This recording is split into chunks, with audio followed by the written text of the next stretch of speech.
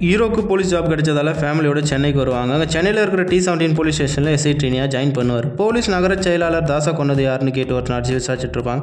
அவன் நகர செயலாளர் தாசா கொண்டது கணக்கு தானே வில்லன்னு போட்டு கொடுத்துரும். இந்த விஷயத்தை அங்கேருந்த போலீஸ் கணக்குக்கு இன்ஃபார்ம் பண்ணிவிடுவார். எலெக்ஷன் நடக்க போகிறதால எலெக்ஷன் ரூல் படி கன்று வச்சிருக்கிறவங்கலாம் கன்னை சப்மிட் பண்ண சொல்லி நியூஸில் சொல்லிடுவாங்க. இந்த விஷயம் தெரிஞ்சு மன்சூர் அலிகான் கன்னை சப்மிட் பண்ண போலீஸ் ஸ்டேஷன் வந்திருப்பார். அங்கே இருந்த போலீஸ் ரைடர் கிட்ட கன்னை கொடுத்துட்டு எப்போ சார் என் கன்று ரிட்டர்ன் கிடைக்கும், நான் வெளியெல்லாம் ஷூட்டிங் போகிறேன், எனக்கு சேஃப் இல்லைன்னு சொல்லி கேட்பார்.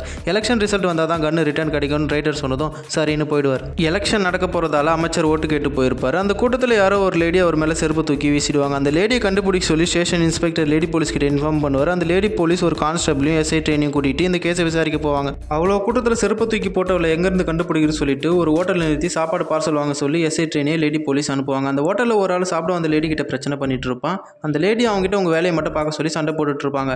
இதை பார்த்த லேடி போலீஸ் அந்த லேடியோட பையனையும் அவங்களையும் போலீஸ் ஜீப்பில் ஏற்றிட்டு ஸ்டேஷன் கூட்டு போயிடுவாங்க. கணக்கை போலீஸ் கிட்ட மாட்டி விட்டவனை அவனுங்க ஆளுங்க தூக்கிடுவாங்க. என் சாப்பாடு சாப்பிட்டுட்டு எனக்கே துரோகம் சரியான்னு சொல்லிட்டு அவனை அடித்து தண்ணிக்குள்ளே தலையை அமுக்கி கணக்கு கொண்டுடுவான்.